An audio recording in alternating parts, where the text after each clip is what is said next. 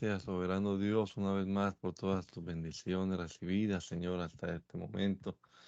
Gracias por la vida y la salud que nos da, Señor, y por permitirnos una vez más estar aquí con la palabra en nuestras manos, dispuestos a comenzar el día leyéndola. Guíanos, bendícenos en todo lo que leamos, Señor, que lo entendamos y lo podamos poner en práctica en nuestra vida. En el nombre de Jesús. Amén. Amén. Segunda carta del apóstol Pablo a Timoteo, el capítulo número 4, en la versión Reina Valera contemporánea.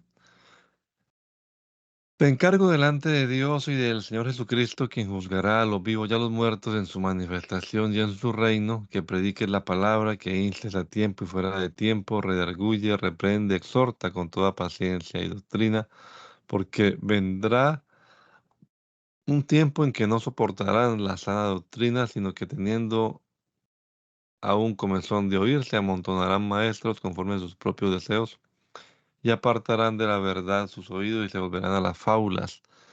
Pero tú sé sobrio en todo, soporta las aflicciones, haz obra de evangelista, cumple tu ministerio.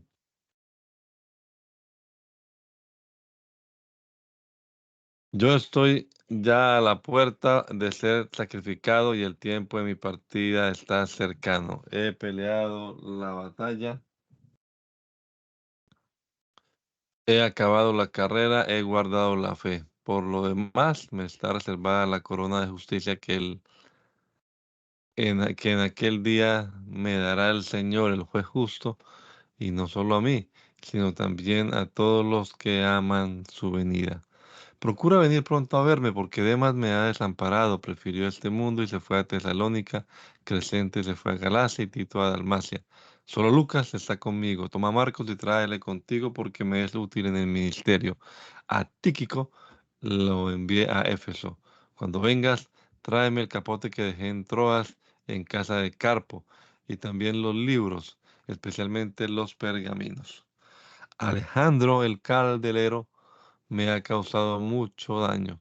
Que el Señor le pague conforme a sus hechos. Cuídate también tú de él, pues se ha opuesto mucho a nuestras palabras.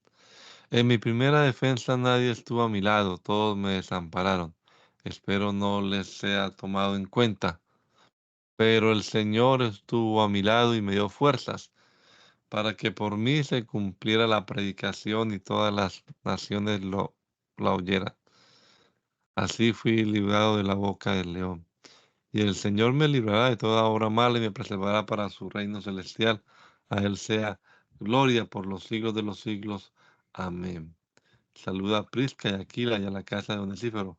Erasto se quedó en Corinto y a Trófimo lo dejé en Mileto, pues estaba enfermo. Procura venir antes del invierno. Eubulo te saluda.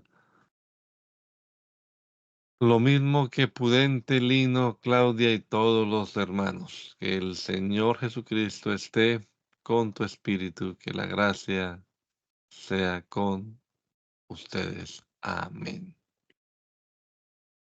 Tito. Yo, Pablo, siervo de Dios y apóstol de Jesucristo, según la fe de los escogidos de Dios y el conocimiento de la verdad que corresponde a la piedad, la esperanza de la vida eterna, la cual Dios, que no miente, prometió desde antes del principio de los siglos, y a su debido tiempo manifestó su palabra por medio de la predicación que me fue encomendada por mandato de Dios nuestro Salvador. A Tito, verdadero hijo de nuestra fe común, recibe gracia, misericordia y paz de Dios el Padre y del Señor Jesucristo nuestro Salvador.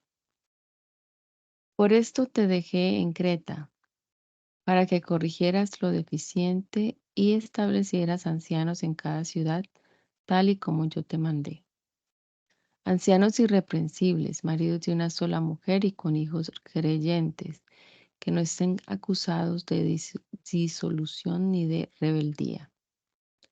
Porque es necesario que el obispo, como administrador de Dios, sea irreprensible, no soberbio ni iracundo, ni afecto al vino, ni pendenciero, ni codicioso de ganancias deshonestas, sino hospitalario, amante de lo bueno, sobrio, justo, santo, dueño de sí mismo, apegado a la palabra fiel y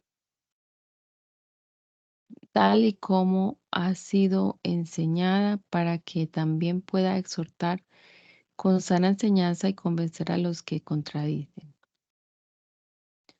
Porque aún hay muchos rebeldes que hablan de vanidades y de engaños, especialmente los de la circuncisión, a los cuales es preciso tapar la boca. Estos trastornan casas enteras y a cambio de ganancias deshonestas enseñan lo que no conviene. Uno de ellos, que es su propio profeta, dijo: los cretenses son siempre mentirosos, malas bestias y glotones ociosos. Este es un testimonio verdadero, así que repréndelos duramente para que sean sanos en la fe y no atiendan a fábulas judaicas ni a mandamientos de hombres que se apartan de la verdad. Para los puros todas las cosas son puras, pero para los corruptos e incrédulos nada es puro, pues hasta su mente y su conciencia están corrompidas. Dicen conocer a Dios, pero con los hechos lo niegan, pues son odiosos y rebeldes, reprobables en cuanto a toda buena obra. Pero tú que hablas de lo que vaya de acuerdo con la sana doctrina, que los ancianos sean sobrios, serios, prudentes, sanos en la fe, en el amor y en la paciencia. Asimismo, las ancianas deben ser reverentes en su porte y maestras del bien, no calumniadoras ni esclavas del vino. Deben enseñar a las mujeres más jóvenes a amar a sus maridos y a sus hijos, ser prudentes, castas, cuidadosas de su casa, buenas, sujetas a sus maridos, para que la palabra de Dios no sea blasfemada. Exhorta asimismo a los jóvenes a que sean prudentes. Preséntate tú mismo en todo como ejemplo de buena obra y muestra en la enseñanza integridad y seriedad, con palabras sanas e irreprochables, de modo que el adversario se avergüence y no tenga nada malo que decir de ustedes. Exhorta a los siervos a que se sujeten a sus amos y a que le agraden en todo, que no sean respondones, ni los defrauden, sino que se muestren fieles en todo para que en todo engalaneen la doctrina de Dios nuestro Salvador. Porque la gracia de Dios se ha manifestado para la salvación de todos los hombres y nos enseña que debemos renunciar a la impiedad y a los deseos mundanos y vivir en esta época de manera sobria, justa y piadosa, mientras aguardamos la bendita esperanza y la gloriosa manifestación de nuestro gran Dios y Salvador Jesucristo, quien se dio a sí mismo por nosotros para redimirnos de toda iniquidad y purifican para sí un pueblo propio, celoso de buenas obras. Habla de estas cosas y exhorta y reprende con toda autoridad, que nadie te menosprecie. Recuérdales que se sujeten a los gobernantes y a las autoridades, que obedezcan y que estén dispuestos a toda buena obra, que no difamen a nadie ni sean pendencieros, sino amables, que muestren toda mansedumbre para con todos los hombres. Porque en otro tiempo nosotros también éramos insensatos, rebeldes, extraviados, esclavos de los malos deseos y de diversos deleites. Vivíamos en malicia y envidia, nos aborrecían y nos aborrecíamos unos a otros. Pero cuando se manifestó la bondad de Dios nuestro Salvador y su amor para con los hombres, nos salvó y no por obras de justicia que nosotros hubiéramos hecho, sino por su misericordia, por el lavamiento de la regeneración y por la renovación del Espíritu Santo, el cual derramó en nosotros abundantemente por Jesucristo nuestro Salvador, para que al ser justificados por su gracia viniéramos a ser herederos conforme a la esperanza de la vida eterna. Esta es palabra fiel y en esto quiero que insistan con firmezas para que los que creen en Dios procuren ocuparse en las buenas obras. Estas cosas son buenas y útiles a los hombres, pero evita las cuestiones necias, las genealogías, las contenciones y las discusiones acerca de la ley, porque son vanas y no son de provecho. Al que cause divisiones, deséchalo después de una y otra amonestación, pues sabrás que tal persona se ha pervertido y peca y su propio juicio lo condena. Cuando te envíe a Artemas o a Tíquico, apresúrate a reunirte conmigo en Nicópolis, porque he decidido pasar allí el invierno. Apresúrate también a poner en camino a Zenas, el intérprete de la ley, y a Apolos, y ayúdalos para que nada les falte, y que aprendan también los nuestros a ocuparse en las buenas obras de los casos para los casos de necesidad, para que no se queden sin dar fruto. Todos los que están conmigo te saludan. Saluda a los que nos aman en la fe. Que la gracia sea con todos ustedes. Amén. Carta del apóstol San Pablo a Filemón. Yo, Pablo, prisionero de Jesucristo, y el hermano Timoteo, al amado Filemón, colaborador nuestro, a la amada hermana Apia y a Arquipo, nuestro compañero de milicia, y a la iglesia que está en tu casa. Reciban ustedes gracia y paz de Dios nuestro Padre y del Señor Jesucristo. Doy gracias a mi Dios siempre que me acuerdo de ti en mis oraciones, porque me he enterado del amor y de la fe que tienes hacia el Señor Jesús para que y para con todos los santos. Y pido que la participación de tu fe sea eficaz en el conocimiento de todo el bien que está en ustedes por Cristo Jesús.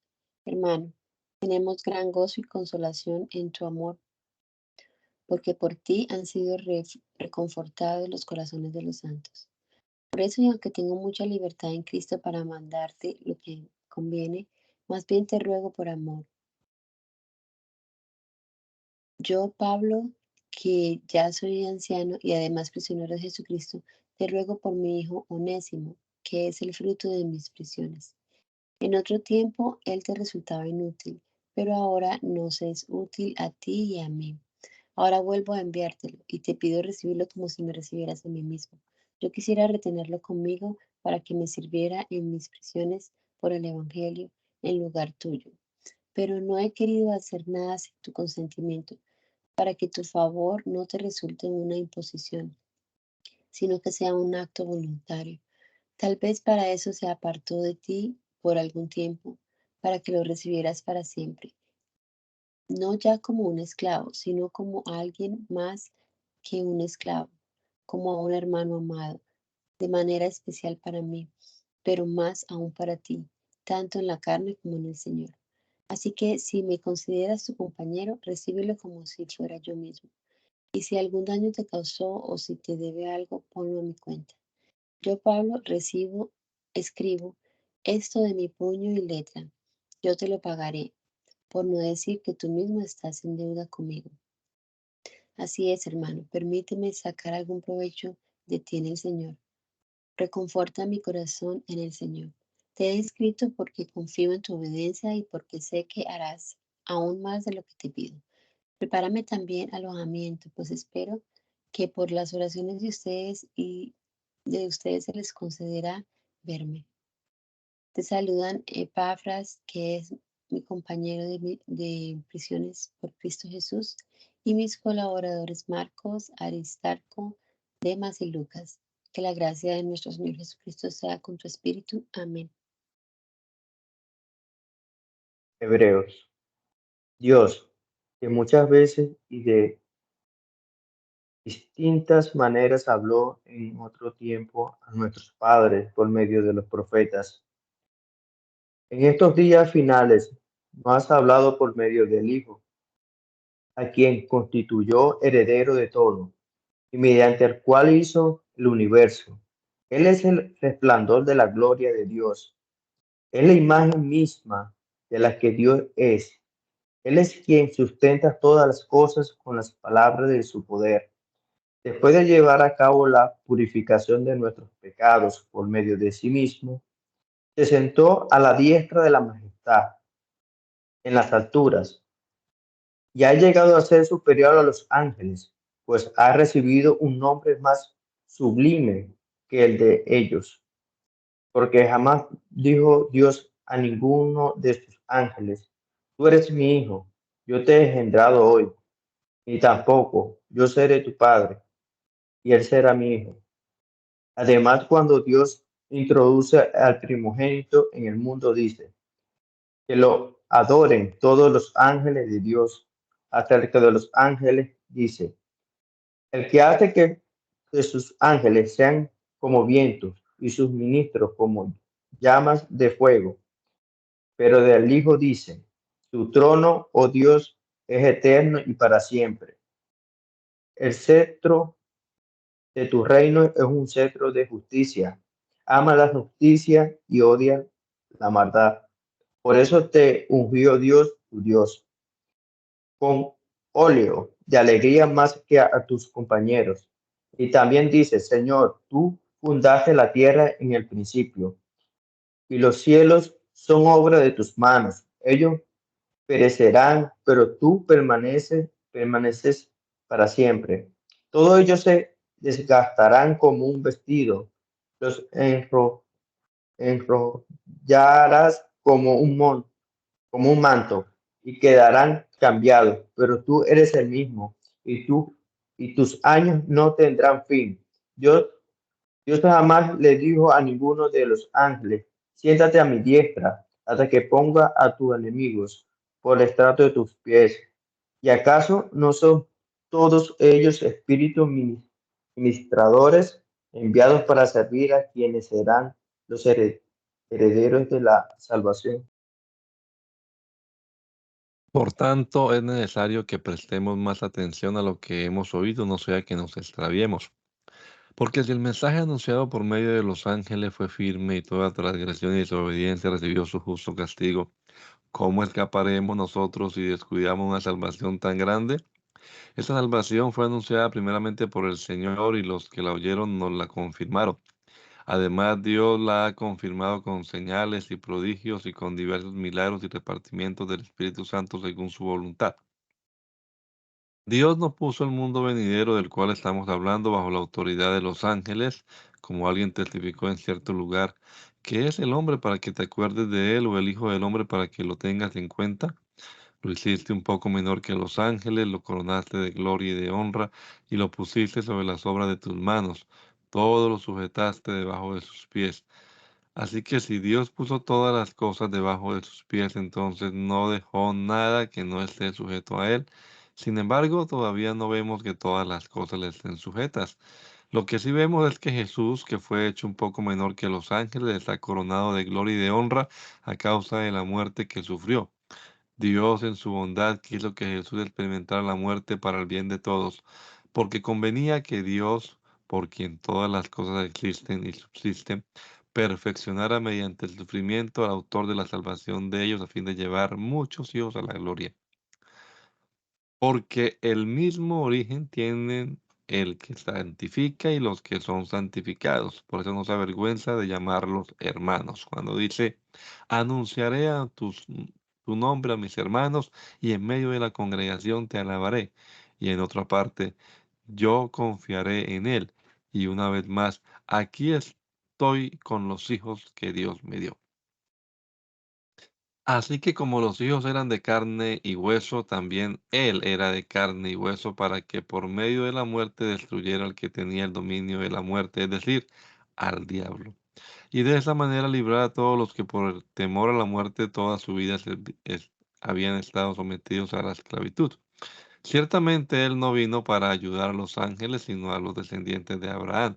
Por, por eso le era necesario ser semejante a sus hermanos en todo, para que llegara a ser un sumo sacerdote misericordioso y fiel en lo que a Dios se refiere, y expiara los pecados del pueblo.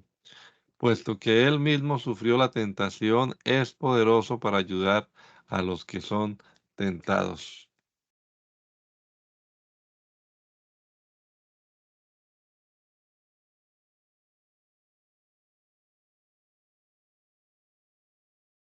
Consideren a Cristo Jesús, el apóstol y sumo sacerdote de la fe que profesamos. Él es fiel al que lo constituyó, como lo fue también Moisés en toda la casa de Dios.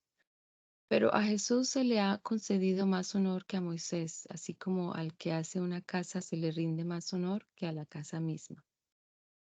Porque toda casa es hecha por alguien, pero el que hizo todas las cosas es Dios. Como siervo, Moisés fue fiel en toda la casa de Dios para dar testimonio de lo que se iba a decir. Cristo, en cambio, como hijo es fiel sobre su casa, que somos nosotros, si mantenemos la confianza firme hasta el fin y nos gloriamos en la esperanza. Por eso, como dice el Espíritu Santo, si ustedes oyen hoy su voz, no endurezcan su corazón como lo hicieron en el desierto en el día de la tentación, cuando me probaron, cuando me provocaron. Allí los antepasados de ustedes me tentaron, me pusieron a prueba, aun cuando durante 40 años habían visto mis obras. Por eso me disgusté contra ellos y dije, su corazón siempre divaga, no han reconocido mis caminos. Por eso en mi furor juré, no entrarán en mi reposo. Hermanos, cuiden de que no haya entre ustedes ningún corazón pecaminoso e incrédulo que los lleve a apartarse del Dios vivo. Más bien, anímense unos a otros día tras día mientras se diga hoy, para que el engaño del pecado no endurezca a nadie. Nosotros hemos llegado a participar de Cristo siempre y cuando retengamos firme hasta el fin la confianza que tuvimos al principio. Como ya se ha dicho, si ustedes oyen hoy su voz, no endurezcan su corazón como cuando me provocaron. ¿Y quiénes fueron los que lo provocaron aún después de haberlo oído? ¿No fueron acaso todos los que salieron de Egipto por mediación de Moisés? ¿Y con quiénes estuvo él disgustado durante 40 años? ¿No fue acaso con los que pecaron, cuyos cadáveres quedaron tendidos en el desierto? ¿Y a quienes les juró que no entrarían en su reposo, sino a aquellos que desobedecieron?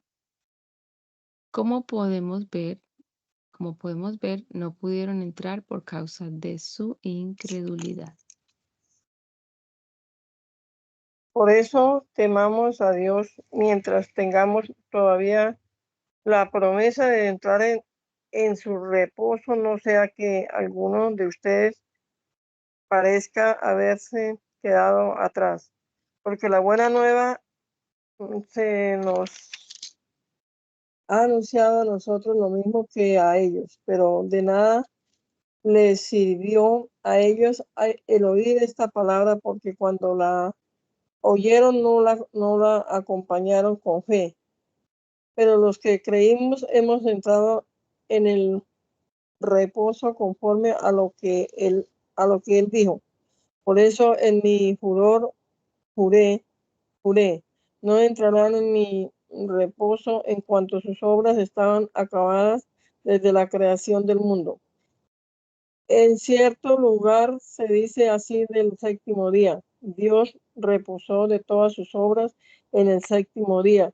Y una vez más dice, no entrarán en mi reposo. Por lo tanto, y puesto que aún falta que algunos entren en el reposo, y como aquellos a quien primero se les anunció la buena nueva, no entraron por causa de su desobediencia.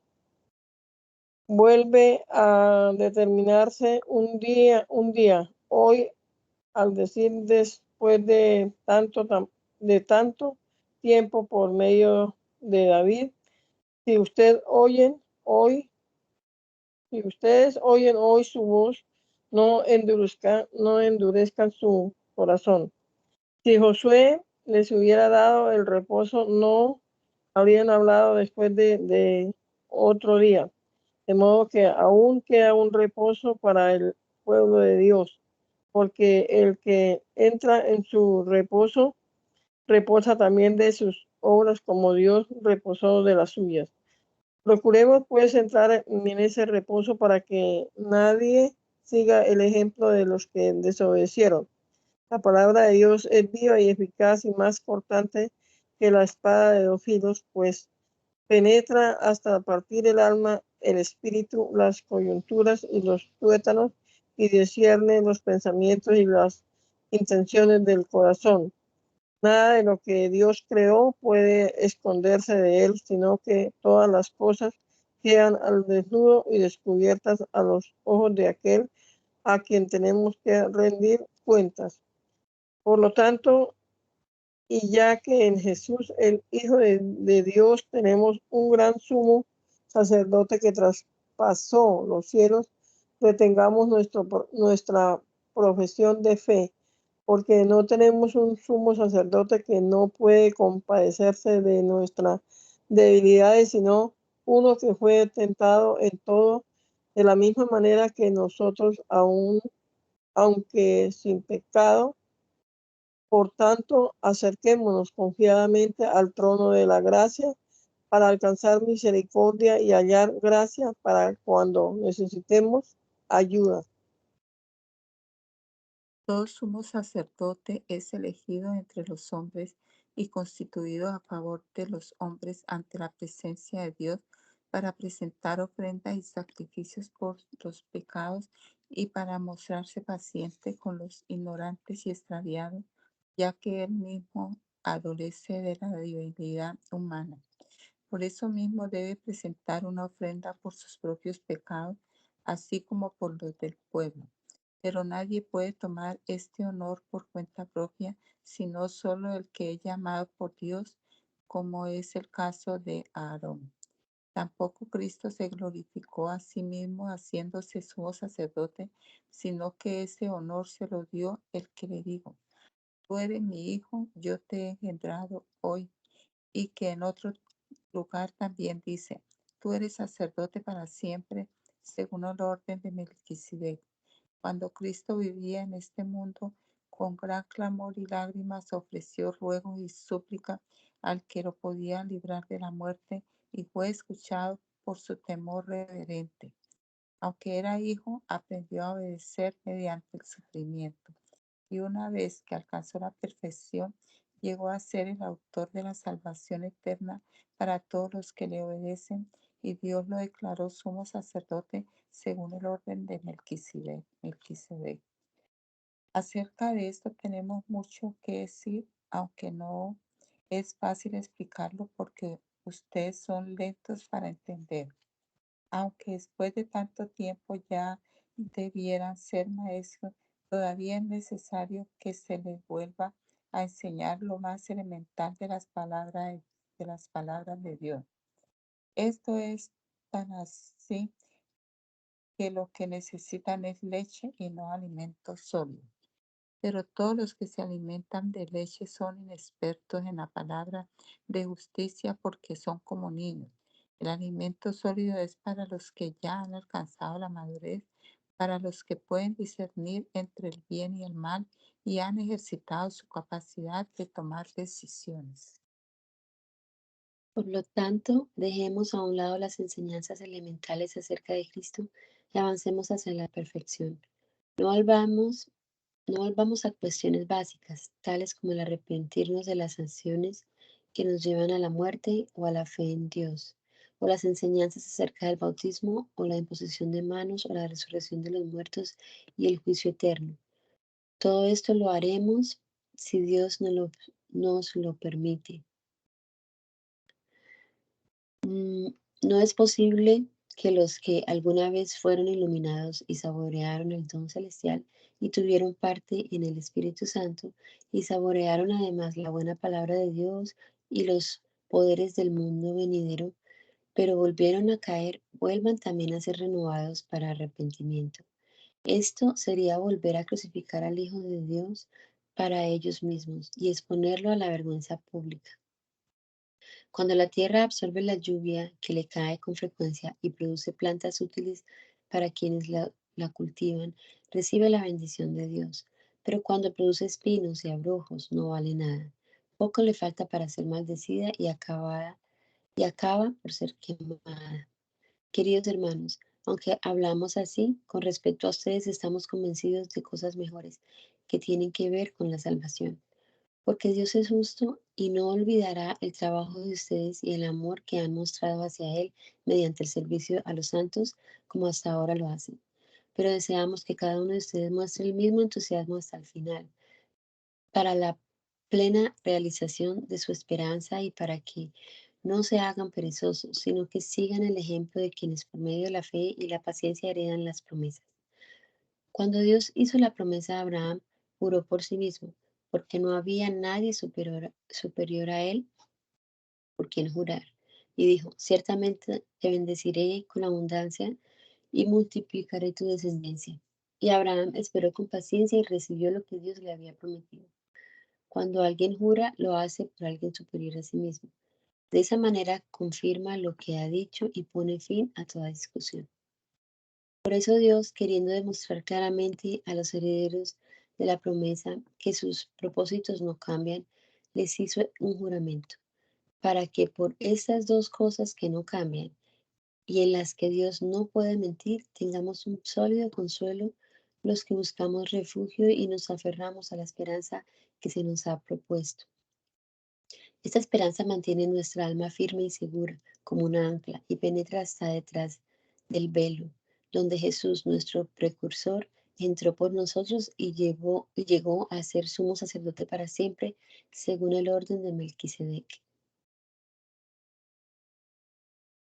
Este Melquisedec, que era rey de Salem y sacerdote del Dios Altísimo, salió al encuentro de Abraham cuando éste volvía de derrotar a los reyes y lo bendijo. Entonces Abraham le dio los diezmos de todo. Melquisedec significa, en primer lugar, rey de justicia y también rey de Salem, que significa rey de paz.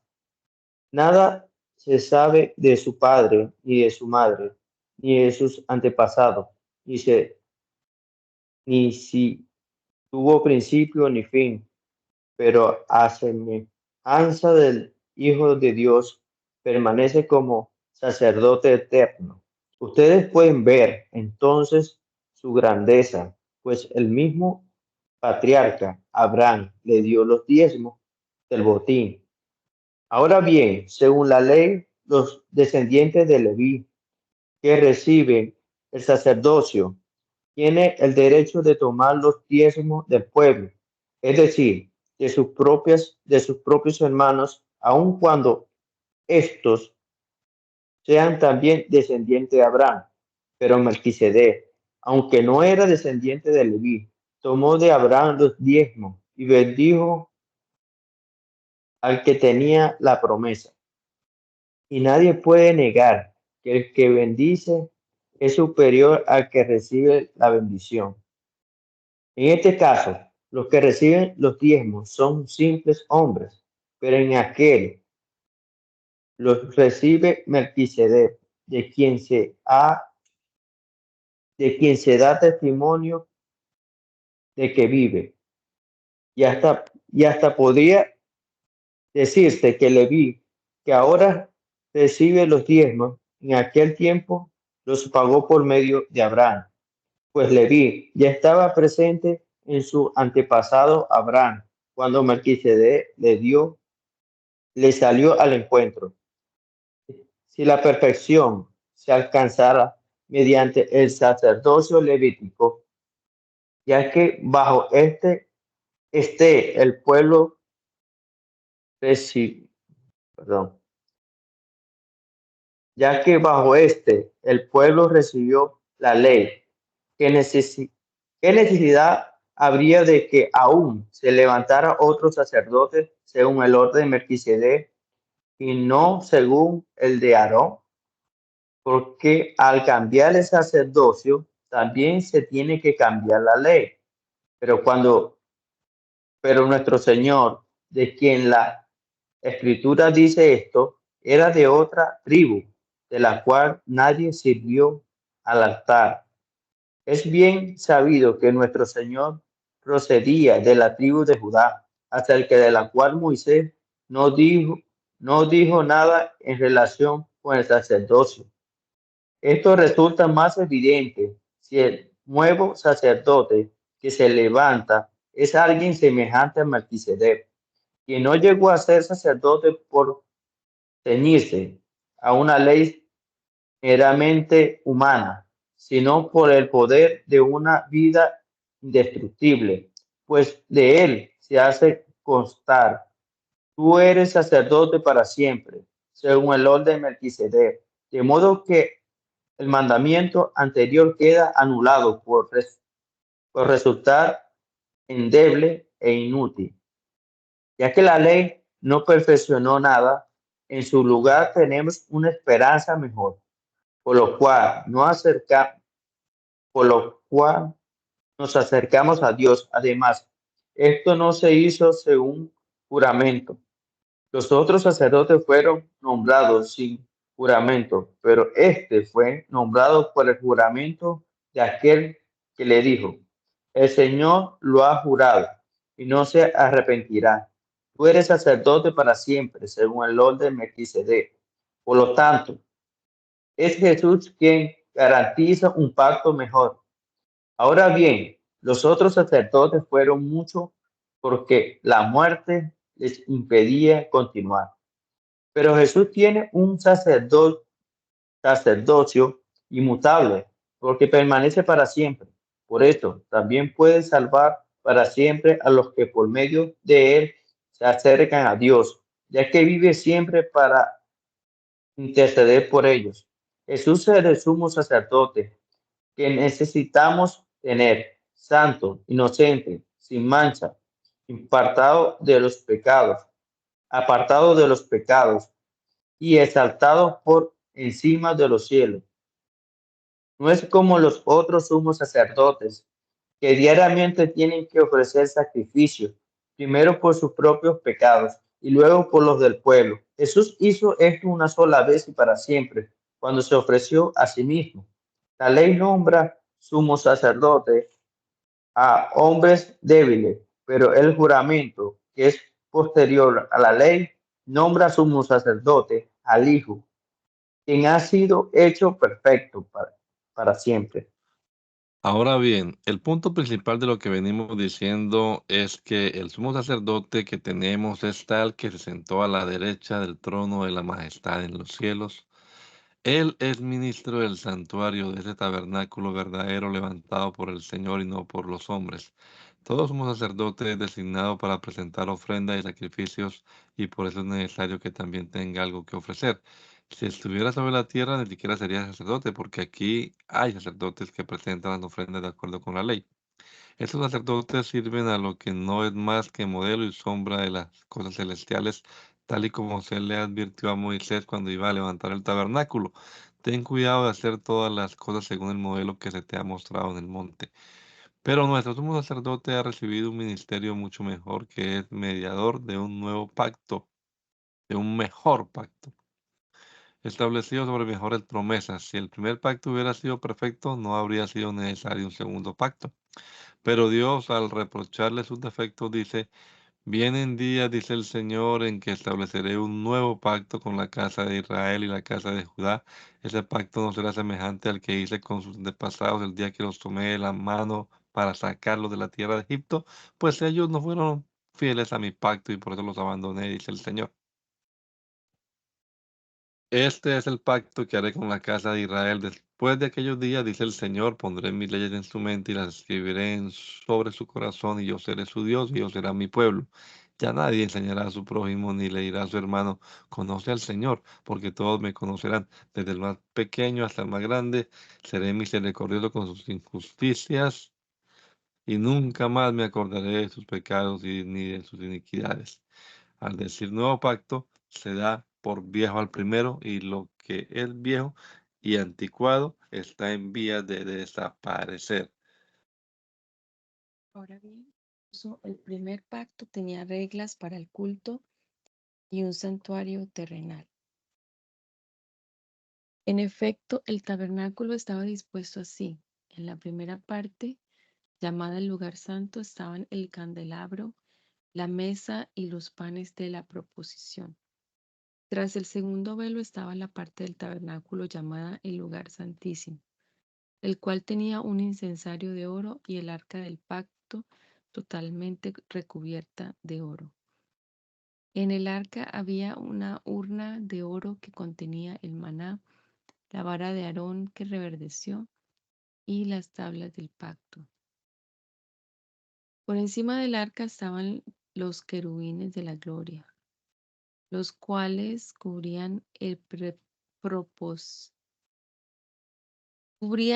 propiciatorio, pero de esto no se puede hablar ahora en detalle. Con todo esto dispuesto así, los sacerdotes entran continuamente en la primera parte del tabernáculo para celebrar los oficios del culto.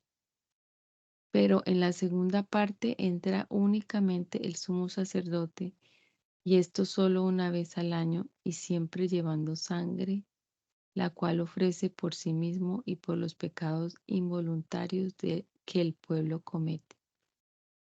Con esto el Espíritu Santo nos da a entender que, mientras la primera parte del tabernáculo siga en pie, el camino que lleva al lugar santísimo aún no estará abierto. Todo esto es un símbolo para el tiempo presente, de que las ofrendas y sacrificios que allí se presentan no pueden perfeccionar la conciencia de los que adoran así, ya que tienen que ver solo con comidas y bebidas y con diversas ceremonias de purificación y ordenanzas externas, cuyo valor tiene vigencia hasta que llegue el tiempo de reformarlo todo.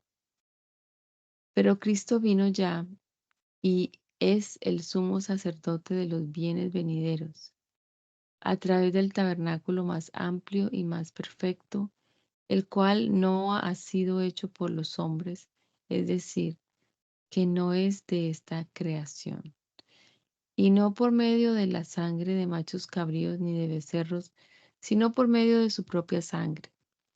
Entró una sola vez y para siempre en el lugar santísimo, y así obtuvo para nosotros la redención eterna. Si la sangre de los toros y de los machos cabríos y las cenizas de la becerra rociadas sobre los impuros santifican para la purificación de la carne, cuánto más la sangre de Cristo, que por medio del Espíritu Eterno se ofreció a sí mismo sin mancha a Dios, limpiará de obras muertas nuestra conciencia para que sirvamos al Dios vivo. Por eso Cristo es mediador de un nuevo pacto, para que los llamados reciban la promesa de la herencia eterna, pues con su muerte liberan a los hombres de los pecados cometidos bajo el primer pacto.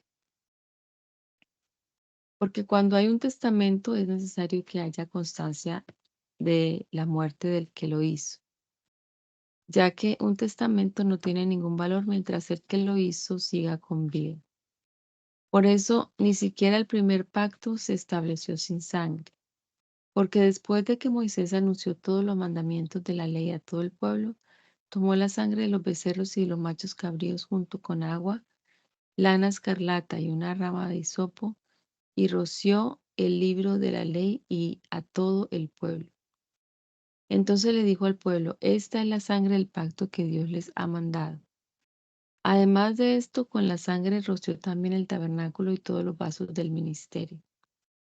Según la ley, casi todo es purificado con sangre, pues sin derramamiento de sangre no hay perdón.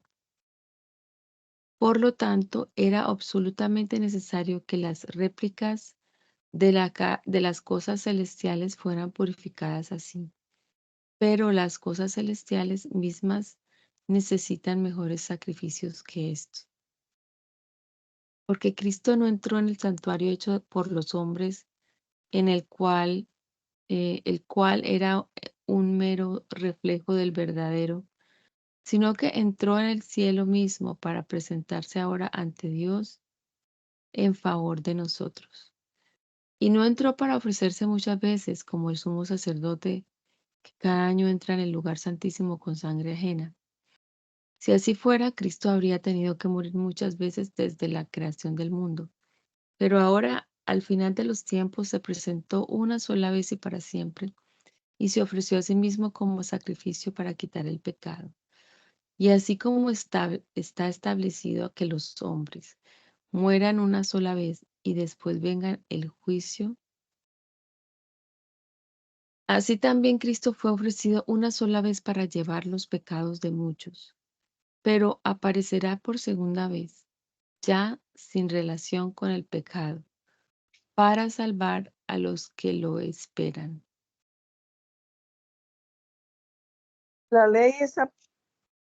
La ley es apenas el contorno de los bienes venideros y no su imagen real. Por eso jamás podrá hacer perfecto a los que cada año se acercan a Dios para ofrecer los mismos sacrificios. Si en realidad pudiera entonces lo que rinden este culto una vez limpios, dejarían de ofrecerlos, pues ya no tendrían más conciencia de pecado, pero con estos sacrificios cada año se hace memoria de los pecados, porque la sangre de los toros y de los machos cabríos no pueden quitar los pecados. Por eso, al entrar en el mundo, Cristo dijo: no quieres sacrificios y ofrendas, pero me ha dado un cuerpo. No te agradan los holocaustos ni las expiaciones por el pecado. Entonces dije: mi Dios, aquí estoy para hacer tu voluntad, como está escrito de mí en el libro. Al decir primero, no quieres, ni te agradan sacrificios, ni ofrendas, ni holocaustos, ni expiaciones por el pecado, cosas que se ofrecen según la ley. Y luego añadir: aquí estoy para hacer su voluntad. Quita lo primero para establecer este último. Por esa voluntad somos santificados mediante la ofrenda del cuerpo de Jesucristo, hecha una sola vez para siempre. Todo sacerdote ministra día tras día y una y otra vez ofrece los mismos sacrificios, los cuales nunca pueden quitar los pecados. Pero Cristo, después de ofrecer una sola vez un solo sacrificio por los pecados, para siempre se sentó a la derecha de Dios, y de ahí en adelante está en espera de que sus enemigos sean puestos por estrado de sus pies. Él por medio de una sola ofrenda hizo perfectos para siempre a los santificados, pero de esto nos da testimonio el Espíritu Santo, pues primero dice: el Señor ha dicho, este es el pacto que haré con ellos después de aquellos días. Pondré mis leyes en su corazón y las escribiré en su mente. Y luego se añade: y nunca más me acordaré de sus pecados y transgresiones. Cuando los pecados ya han sido perdonados, no hay más necesidad de presentar ofrendas por el pecado. Hermanos, puesto que con toda libertad podemos entrar en el lugar santísimo por la sangre de Jesucristo, por el camino nuevo y vivo que Él nos abrió a través del velo, es decir, de su propio cuerpo. Y puesto que tenemos un gran sacerdote al frente de la casa de Dios, acerquémonos con un corazón sincero y con la plena seguridad de la fe, con el corazón purificado de una mala conciencia y con el cuerpo lavado en agua pura. Mantengamos firme y sin fluctuar la esperanza que profesamos, porque fiel es el que prometió. Tengámonos en cuenta unos a otros a fin de estimularnos al amor y a las buenas obras. No dejemos de congregarnos como es la costumbre de algunos, sino animémonos unos a otros, y con más razón ahora que vemos que aquel día se acerca. Si con toda intención pecamos después de haber recibido el conocimiento de la verdad, ya no queda más sacrificio por los pecados, sino una terrible expectativa del juicio y del fuego ardiente que devorará a los enemigos de Dios. Cualquiera que desobedece la ley de Moisés muere sin falta siempre y cuando haya 2 o 3 testigos que declaren en su contra. ¿Y qué mayor castigo piensan ustedes que merecen el que pisotea al Hijo de Dios y considera impura la sangre del pacto en la cual fue santificado e insulta al Espíritu de la gracia? Bien sabemos que el Señor ha dicho: mía es la venganza, yo pagaré, y también el Señor juzgará a su pueblo. Horrenda cosa es caer en las manos del Dios vivo. Pero recuerden ustedes los tiempos pasados, cuando después de haber sido iluminados soportaron ustedes los sufrimientos de una gran lucha. Algunas veces fueron expuestos públicamente a la buena burla y las aflicciones, y otras veces llegaron a ser compañeros de los que enfrentan una situación semejante. Además, ustedes también se compadecieron de los presos y gozosos soportaron el despojo de sus propios bienes, sabedores de que en los cielos tienen una herencia mejor y permanente. Por lo que tanto no pierdan la confianza de que lleva consigo una gran recompensa. Lo que ustedes necesitan es tener paciencia para que una vez que haya hecho la voluntad de Dios, reciban lo que Él ha prometido darnos. Porque dentro de muy poco tiempo el que ha de venir vendrá y no tardará. Pero el justo vivirá por la fe, y si se vuelve atrás no será de mi agrado. Pero nosotros no somos de los que vuelven atrás y se pierden, sino de los que tienen fe y salvan su alma. Ahora bien, tener fe es estar seguro de lo que se espera, es estar convencido de lo que no se ve. Gracias a ella, nuestros antepasados fueron reconocidos y aprobados. Por la fe entendemos que Dios creó el universo por medio de su palabra, de modo que lo que ahora vemos fue hecho de lo que no se veía. Por la fe, Abel ofreció a Dios un sacrificio más aceptable que el de Caín, y por eso fue reconocido como un hombre justo, y Dios aceptó con agrado sus ofrendas. Y aunque Abel está muerto, todavía habla por medio de su fe. Por la fe, Enoc traspuso sin morir el umbral de la sin morir el umbral de la muerte, y nunca más se supo de él porque Dios le hizo cruzar ese umbral. Pero antes de cruzarlo, todos reconocieron que él era del agrado de Dios. Sin fe es imposible agradar a Dios, porque es necesario que el que se acerca a Dios crea que Él existe y que sabe recompensar a quienes lo buscan. Por la fe, con mucho temor, Noé construyó el arca para salvar a su familia cuando Dios le advirtió acerca de cosas que aún no se veían. Fue su fe la que condenó al mundo, y por ella fue hecho heredero de la justicia que viene por medio de la fe. Por la fe, Abraham obedeció cuando fue llamado, y salió sin saber a dónde iba, y se dirigió al lugar que iba a recibir como herencia.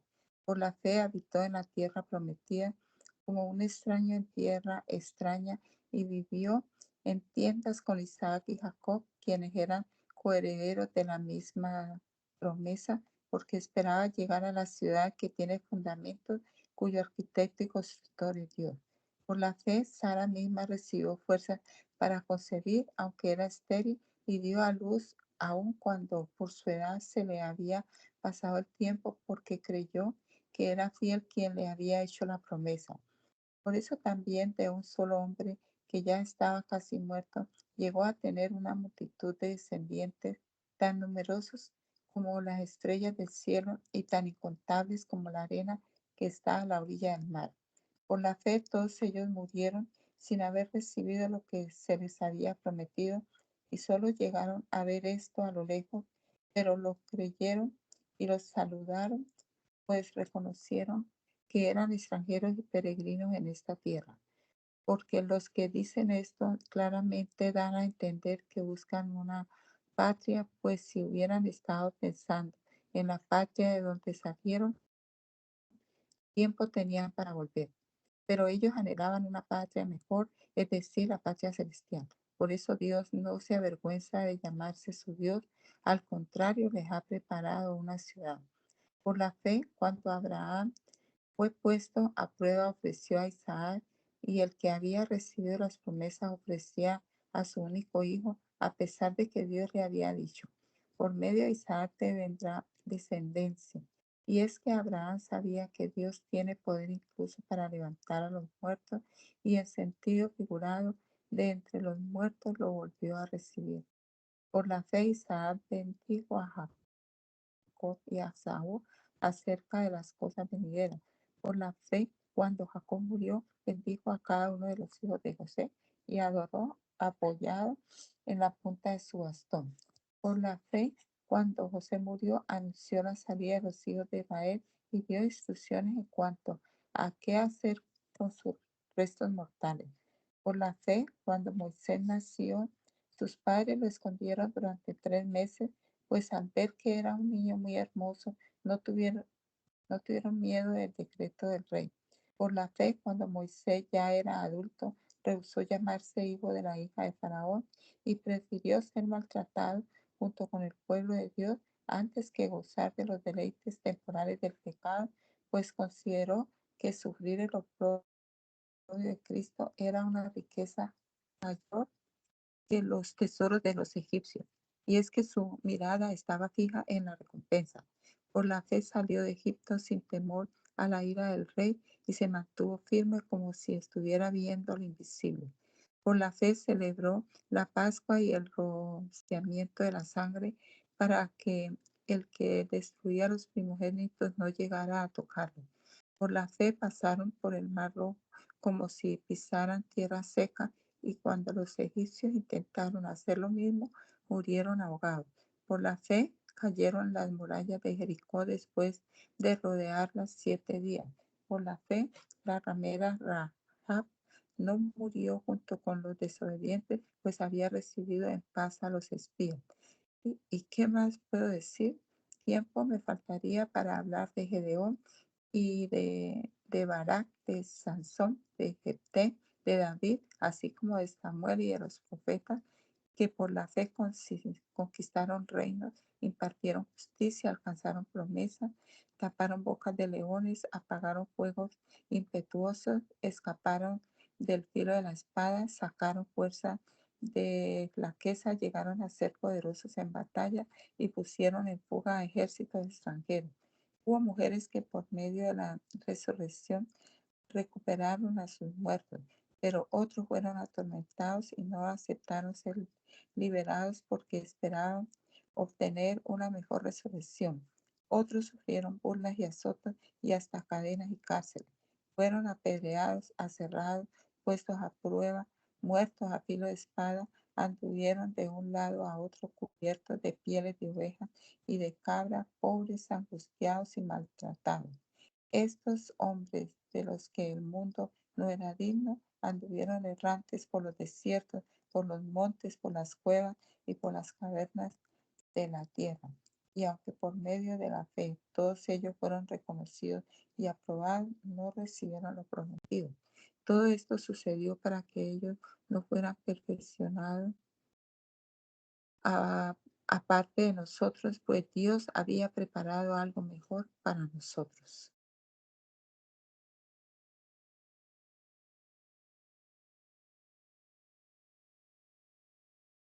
Gracias, Señor Jesús, te damos en este día. Gracias por tus bendiciones, Señor, para con nosotros, por este nuevo amanecer. Gracias por tu palabra, Señor Jesús. Gracias porque ella es viva y eficaz y nos renueva día a día. Bendícenos, Señor, este día. Y gracias por todo, Señor, en el nombre de Jesús. Amén. Dios les bendiga, hermanos. Amén.